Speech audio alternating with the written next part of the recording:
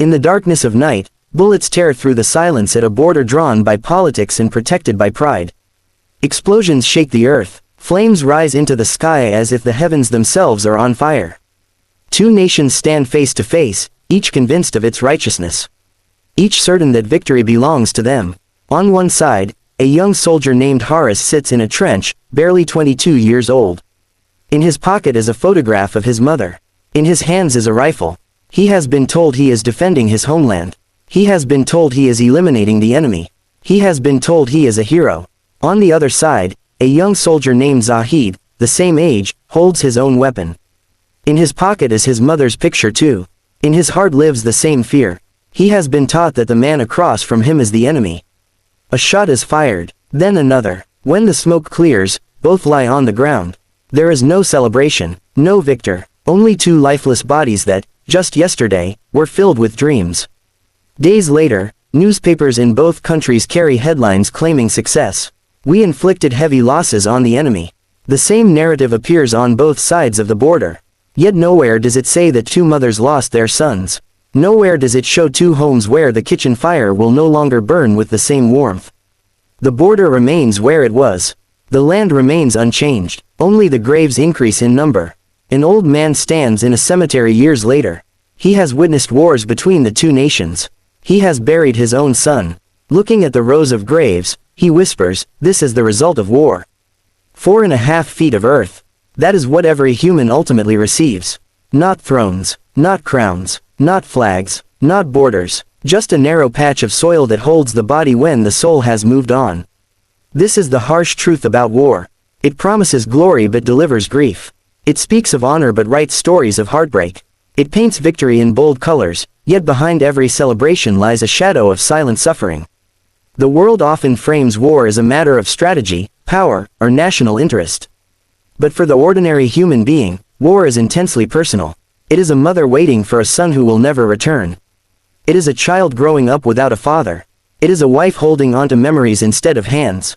History is filled with conflicts that reshaped maps but shattered millions of lives.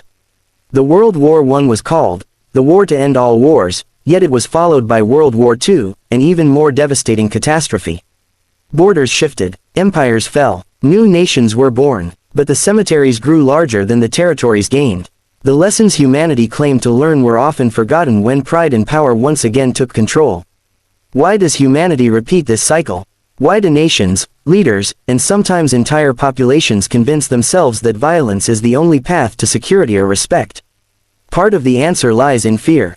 Fear of losing power, fear of being dominated, fear of appearing weak. Fear is powerful. It can turn neighbors into enemies and differences into divisions. But fear is also fragile. It grows in the absence of empathy and understanding. Another reason is pride. National pride can inspire unity and resilience. It can motivate people to build, innovate, and protect what they love. But when pride transforms into arrogance, it becomes dangerous. It blinds societies to the humanity of others. It reduces complex human beings to labels: enemy, threat, target. Once a person is no longer seen as a human being, harming them feels easier. Conscience becomes quieter. Yet, if we look closely, the so-called enemies often share more similarities than differences. Horus and Zahid were not politicians. They did not draw the border lines. They did not negotiate treaties. They did not declare war. They were sons, perhaps brothers, maybe even students who once dreamed of careers beyond the battlefield. Their mothers prayed for their safety in different languages but with the same trembling hope. Their hearts beat with the same rhythm of fear and courage. War rarely affects those who initiate it in the same way it affects those who fight it. Decisions are made in conference rooms, but consequences are paid in blood on the ground. Speeches are delivered about sacrifice and patriotism, but the real cost is carried by families who must rebuild their lives around absence. And while political leaders may speak of strategic gains, the ordinary citizen often gains nothing but grief. The most tragic aspect of war is that its final outcome is always the same. No matter who claims victory, death claims everyone in the end. The land fought over does not accompany the dead. The medals placed on coffins do not ease the loneliness of a grieving parent. The flags draped over bodies cannot replace a lost embrace. In the end, every human being, regardless of nationality, religion, or status, receives the same measure of earth. This realization should humble us. It should remind us that ownership is temporary. Power is temporary. Even life itself is temporary. We are travelers passing through time, borrowing space on this planet for a few decades. Yet we fight as if we can possess it forever. We shed blood to expand territory, forgetting that the earth will one day close over us all without discrimination. Some argue that war is sometimes necessary. That without it, injustice would prevail. History does show moments when resistance was unavoidable. But even in those moments, war was a last resort, not a first impulse. The true strength of humanity lies not in its ability to destroy, but in its ability to restrain destruction. Diplomacy requires patience. Peace requires compromise. Dialogue requires courage. These qualities may not create dramatic headlines, but they save lives. Imagine if, before any declaration of war, leaders were required to walk through a military cemetery. To read the names engraved on cold stone. To meet the families left behind. To truly absorb the weight of what they are about to decide. Perhaps then the language of conflict would soften. Perhaps then the rush toward violence would slow. For individuals, the lesson is just as important. War begins long before the first bullet is fired. It begins in the mind. In prejudice. In dehumanization. In the refusal to see the other as equal. When we allow hatred to grow unchecked, we contribute, in small ways, to the culture that makes large-scale conflict possible. Peace is not only a political project, it is a personal responsibility. The old man in the cemetery understood something that many forget. He had seen slogans change and governments rise and fall. He had watched history repeat itself. And standing among the graves, he recognized the simplicity of the end. 4.5 feet of earth. That is the ultimate equalizer. It does not care about rank or reputation. It does not distinguish between hero and enemy. It receives all the same. If humanity truly grasped this truth, perhaps our priorities would shift. Instead of investing in weapons designed to take life, we would invest more in systems that sustain it. Education would be valued over aggression. Cooperation over domination. Compassion over conquest. We would teach future generations not only about the victories of wars, but about their costs. The story of Horus and Zahid is fictional, yet it reflects a reality repeated countless times across the world. Different names, different uniforms, the same ending. Their lives were reduced to statistics in reports. Their deaths were framed as achievements. But to their families, they were irreplaceable. To their mothers, they were the center of the universe. In the end, the question is not which nation was right. The question is what was truly gained. Did the soil become more valuable because it absorbed more blood? Did the border become more meaningful because it was defended with lives? Or did humanity lose something far greater than any piece of land? Perhaps before we glorify war, we should visit a cemetery. Walk slowly, read the dates, notice how many lives ended in their youth. Feel the silence. It speaks louder than explosions. It tells a story that no triumphant headline can fully capture. A story of dreams interrupted, of futures erased, of love left incomplete. War never truly gives, it only takes. It takes sons and daughters. It takes peace of mind. It takes years of stability and replaces them with trauma. Even those who survive carry invisible scars. The battlefield may be left behind, but memories follow home. The real victory is not defeating another nation. The real victory is defeating the arrogance that convinces us we have the right to dominate others. The real triumph is choosing dialogue over destruction, empathy over enmity. When we conquer our own pride, we prevent countless graves from being dug. At the end of every conflict, when the smoke settles and speeches fade, what remains? Rows of stones, names etched in marble, families trying to heal, in the same earth that existed before the first shot was fired. The earth does not celebrate. It simply receives. And so, the ultimate lesson is simple yet profound. We are not owners of this world. We are temporary inhabitants. We arrive with empty hands, and we leave the same way. In between, we have a choice. To build or to break. To unite or to divide. To remember our shared humanity or to forget it in the pursuit of power. Because in the end, after all the arguments, after all the battles, after all the flags have been raised and lowered, every one of us is granted the same final possession. Just 4.5 feet of earth. When we continue this reflection, we must go deeper into the uncomfortable truths that societies often avoid. It is easy to criticize war from a distance, but far more difficult to confront the systems, narratives, and psychological patterns that keep it alive. The story does not end with two soldiers falling on a battlefield. In many ways, that is only the beginning of a much longer chain of consequences that stretch across generations. After the gunfire fades and the treaties are signed, the real struggle begins. Survivors return home, but they do not return as the same people who left. War reshapes the human mind. It rewires memory. It leaves behind invisible wounds that no metal can heal. A soldier may step off the train to cheers and applause, but at night he may relive the battlefield in silence.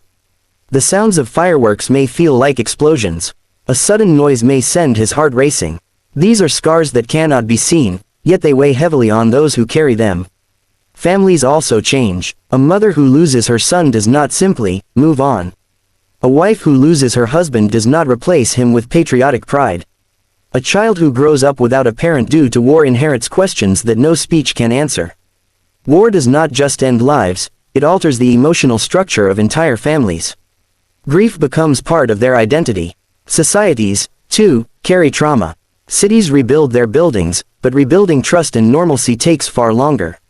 Economies struggle. Resources that could have been used for education, healthcare, and innovation are diverted toward destruction and reconstruction. Decades of progress can vanish in months of conflict. The opportunity cost of war is rarely discussed, yet it is enormous. Consider how much human potential is lost when young lives are cut short.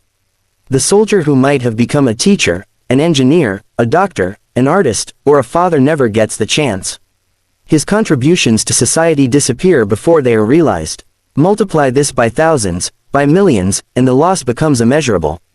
Humanity does not just lose individuals, it loses possibilities.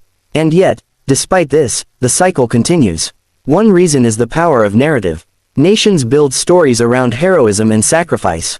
These stories are not entirely false. Courage on the battlefield is real. Loyalty is real. Bravery is real. But often, the narrative highlights glory while minimizing horror. It shows uniforms pressed neatly and flags waving proudly, but it does not linger on the hospital wards filled with the wounded.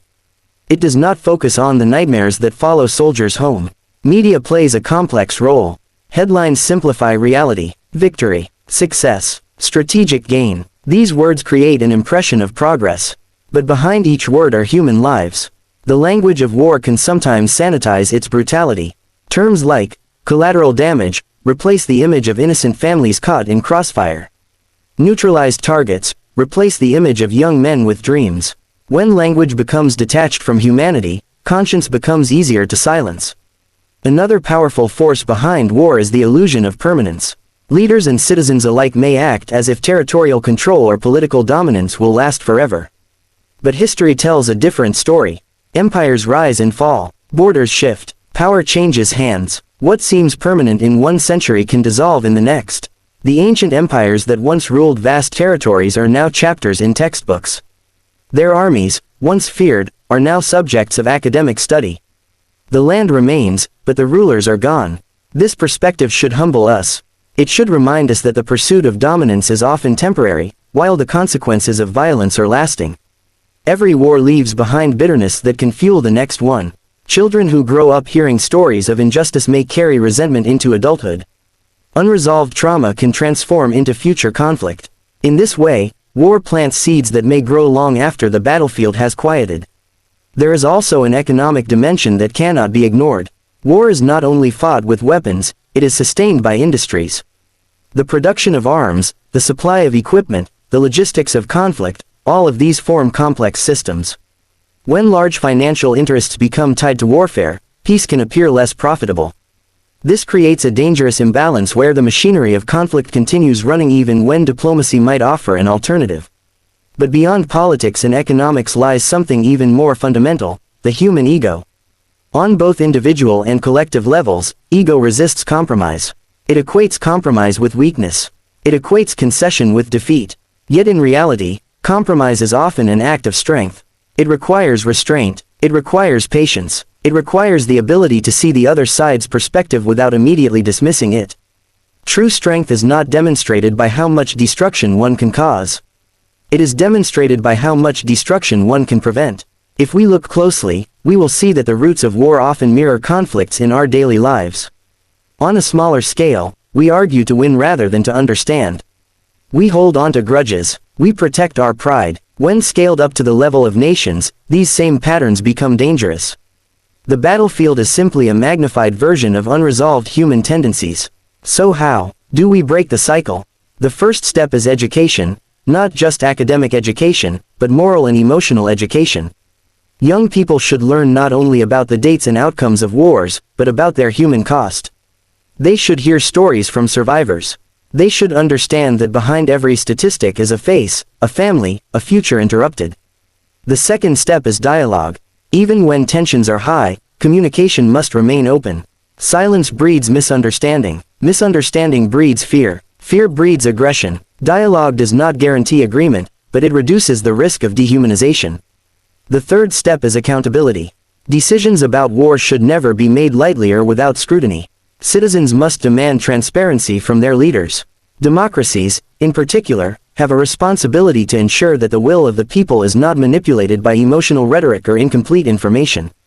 And finally, there must be a cultural shift in how we define victory. Instead of glorifying conquest, we should celebrate cooperation. Instead of admiring domination, we should admire reconciliation. When two nations resolve conflict peacefully, that is a triumph worthy of headlines. Let us return to the image of the cemetery. Rows of graves stretching into the distance. Each stone representing a story. Each name representing a universe of relationships. In that silent place, arguments about borders feel small. Pride feels fragile. Ambition feels temporary. The stillness forces reflection. Imagine if every citizen, not just leaders, paused to contemplate that scene before supporting violence. Imagine if we collectively acknowledged that the earth we fight over will one day hold us all. This awareness would not eliminate conflict entirely. Disagreements are part of human nature, but it might change how we approach them. It might make us slower to anger, slower to hatred, slower to pull the trigger. In the end, the lesson remains simple yet profound. War promises honor but often delivers emptiness. It promises security but often creates instability. It promises legacy but often leaves regret. The measure of a civilization is not how many battles it wins, but how many it avoids. Not how much land it controls, but how well it protects the dignity of life. Progress is not marked by stronger weapons, but by stronger compassion. Every generation faces a choice: to inherit the grudges of the past or to build bridges for the future. To repeat history or to rewrite it. The graves of previous wars stand as silent warnings. They do not shout. They do not accuse. They simply exist, reminding us of what happens when humanity forgets itself. If we truly want a different outcome, we must redefine what it means to be powerful. Power is not the ability to destroy another nation. Power is the ability to prevent destruction. Power is choosing restraint when anger burns hot. Power is recognizing that the person across the border loves their family just as deeply as you love yours. Because when the final chapter of history is written for each of us, titles will not matter. Borders will not matter. Arguments will not matter. What will matter is whether we added to the suffering of this world or reduced it. And when our time comes, as it comes for all, the earth will open quietly and receive us without asking which side we stood on. In that moment, the truth becomes undeniable. All the battles, all the pride, all the claims of ownership, reduced to silence beneath a small patch of soil. 4.5 feet of earth. That is the final equality. That is the final reality. And understanding this may be the first step toward ensuring fewer graves are dug for the next generation.